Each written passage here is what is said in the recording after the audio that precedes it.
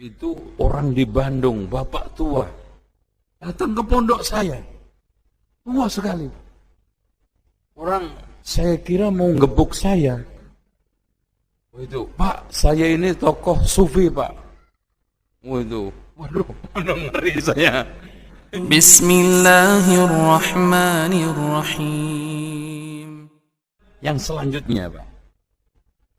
Kenapa orang itu sulit mengakui kebenaran padahal sudah jelas nyata, dan mengakui kebatilan dia yang selama ini dia bela mati-matian dan ternyata terbukti secara dalil itu batil dan salah?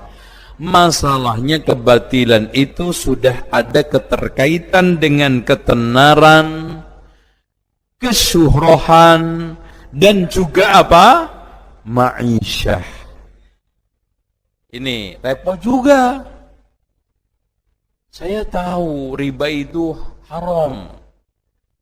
Saya sekarang kerja di bank, gimana? Apa enggak garuk-garuk kepala sampai rontok? Aduh, gimana ya, Pak? Masya Allah, saya pernah kajian di Sumatera, dijemput suami istri yang jemput. Dia pengen ketemu saya. Karena dia itu tobat gara-gara mendengarkan ceramah saya. Suami istri tahu enggak, Pak? Pemain organ tunggal. Masya Allah.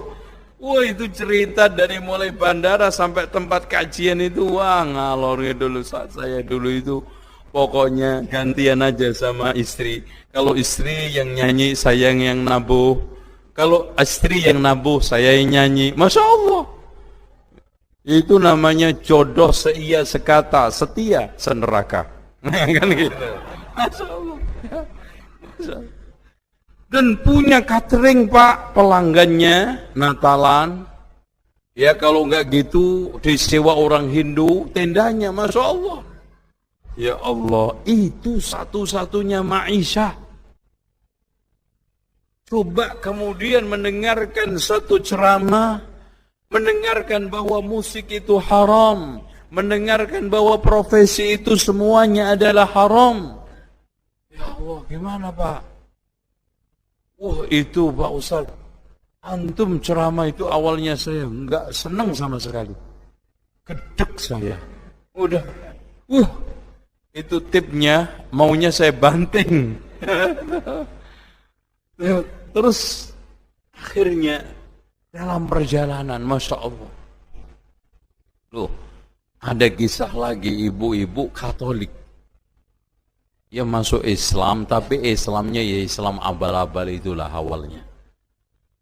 Cuman ini ada kajian kok kayak dulu saya di Kristen Katolik. Kalau Kristen Katolik itu apa-apa serba asar. Dalilnya mana? Itu buktinya mana? Gitu, selalu. Cuman semuanya batil gitu loh. Gitu kan. Selalu dia itu pakai argumen. Beda dengan Protestan. Protestan itu mengedepankan otak. Makanya di sini Kristen Katolik sama Protestan yang didirikan oleh Luther siapa? Martin Luther itu karena protes dengan ala ortodok yang telah dikembangkan Katolik.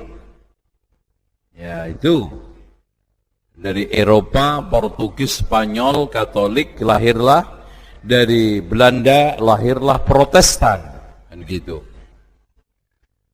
Nah akhirnya dia mendengarkan radio Roja. Oh itu sama juga. Itu orang di Bandung, bapak tua, datang ke pondok saya. Tua sekali. Orang saya kira mau gebuk saya. Itu, Pak, saya ini tokoh sufi, Pak. Itu, waduh, ngeri saya. Itu, saya itu sudah lama cari Pak Ustadz. Waduh, saya udah deg-degan saya. Aduh, nanti ternyata dia sudah tobat. Alhamdulillah. Oh, cerita macam-macam. Ini juga begitu. Akhirnya ketika dia ikut kajian di daerah Jakarta Barat. Ibu tersebut tanya, pertama kali kajian tersinggung sama saya. Tersinggungnya saya jawab, ini pertanyaan orang yang jarang ngaji. Katanya, gitu. Ya, waduh, saya tersinggung saya. Akhirnya sejak itu saya ngaji terus. Coba, kenapa saya disalahkan? Akhirnya Masya Allah, giliran suaminya. Waduh, lebih repot lagi. Suaminya disetelkan radio ngaji. Kamu ini nyetel ngaji terus di rumah. Emang masjid apa? Waduh, Masya Allah marah-marah. Terus ternyata, kok suami saya celananya diguntingin semua. Itu dibawa ke masjid jahitan. Loh, suami saya kok ngatung celananya. Alhamdulillah udah mulai ditanya. Awalnya ini aja, pokoknya jalan begitu aja. Ternyata dari sela-sela mendengarkan dakwah itu, akhirnya juga terketuk. Intinya seorang dai itu tidak perlu takut menyampaikan kebenaran. Wah, kalau saya menyampaikan ini jangan-jangan begini. Ternyata berbelok arah 180 derajat. Yang kita takutkan ternyata sebaliknya. Itu. Apalagi zaman dulu saya didaktar. Itu saya kupas bid'ah. Sekarang aja ya, rada surut membahas bid'ah di TV radio. Karena ada yang mengancam. Pakai pasukan, ya, itu pakai pasukan, seragam lagi. Sebetulnya bukan masalah takut atau tidak takut. Saya sih nggak takut, TV-nya aja takut ditutup. Itu. Kalau saya mah udah dijulukin gembong Wahabi udah. Itu di YouTube kalau antum status saya paling keren, gembong Wahabi, ya.